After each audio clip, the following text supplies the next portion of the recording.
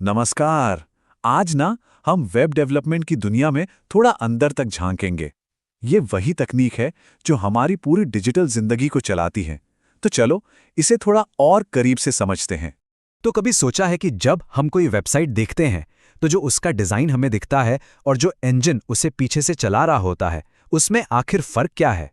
आज हम इसी गुत्थी को सुलझाने वाले हैं। इसको समझने का सबसे अच्छा तरीका पता है क्या है? सोचिए कि हम एक घर बना रहे हैं।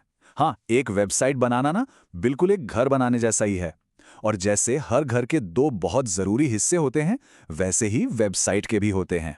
और ये दो हिस्से हैं, फ्रंट एंड और बैक एंड। अब फ्रंट एंड वो सब कुछ है जो हमें दिखता है, जिससे हम इंटरैक्ट करते हैं, मतलब घर का पूरा डिज़ाइन, उसकी सजावट। और दूसरी तरफ है बैक एंड। ये वो छुपा हुआ इंफ्रास्ट्रक्चर है जो सब कुछ चलाता है, जैसे घर की नींव और वायरिंग। तो वो जो फ्रंट एंड डेवलपमेंट है ना, उसे क्लाइंट साइड भी कहते हैं। इसका पूरा फोकस सिर्फ इस बात पर होता है कि वेबसाइट दिखे कैसी और इस्तेमाल करने में कैसी लगे। मतलब अल्टीमेट गोल एक ही है, एक बेहतरीन यूजर एक्सपीरियंस देना। और फिर आता है बैक एंड डेवलपमेंट, यानी सर्वर साइड। ये उन सारी चीज़ों को संभालता है जो पर्दे के पीछे होती हैं, जैसे सर्वर, डेटाबेस, एप्लीकेशन का पूरा लॉजिक। असल में यही वो पावर है जो फ्रंट एंड को चलाती है।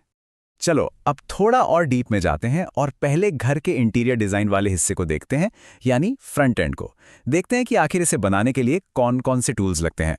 फ्रंट एंड की बुनियाद ना 3 मेन टेक्नोलॉजीज पर टिकी है। सबसे पहले HTML, ये है घर का ढांचा, उसका पूरा ब्लूप्रिंट। फिर आता है CSS, ये है उस पर होने वाला पेंट और स्टाइल, सारी सजावट। और आखिर में है जावास्क्रिप्ट, ये समझ लो घर की बिजली और पानी के कनेक्शन जैसा है, जो उसे फंक्शनल बनाता है। तो कुल मिलाकर यही वो तिकड़ी है, HTML, CSS और जावास्क्रिप्ट, जो साथ मिलकर एक मॉडर्न रिस्पॉन्सिव वेब पेज की जान होती है।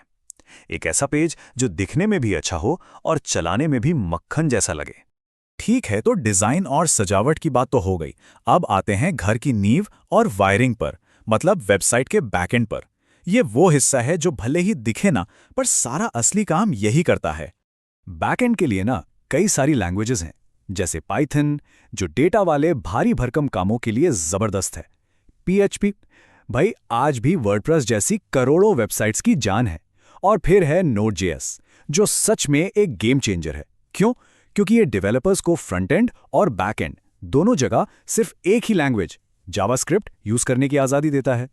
तो असल में बैकएंड ही वो इंजन है जो सर्वर, डेटाबेस, सिक्योरिटी सब कुछ मैनेज करता है।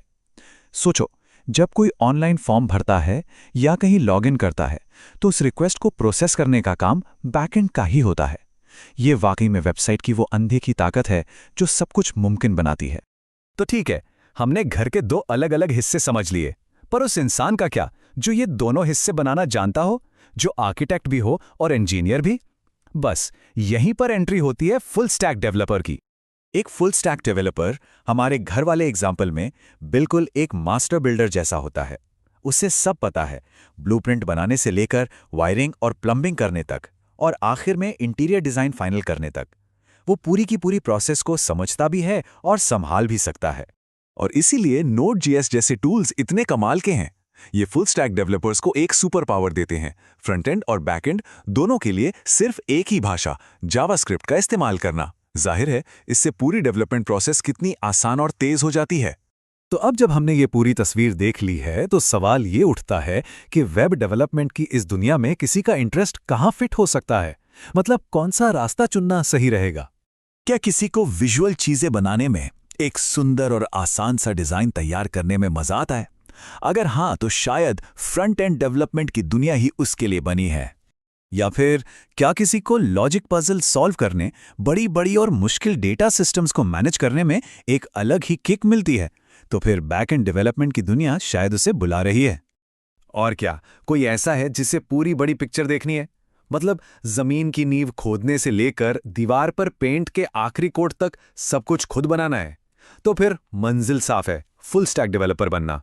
तो आखिर में सवाल यही बचता है, कोई किस तरह का वेब बिल्डर बनेगा? एक आर्टिस्ट जो विजुअल्स बनाता है, एक इंजीनियर जो मजबूत सिस्टम्स खड़ा करता है, या फिर एक मास्टर बिल्डर जो शुरू से आखिर तक सब कुछ बनाता है? अच्छी बात यह है कि वेब डेवलपमेंट की दुनिया में हर किसी के लिए जगह है, और बस यही समझना उस सफर का पहला सबसे जरूरी कदम है।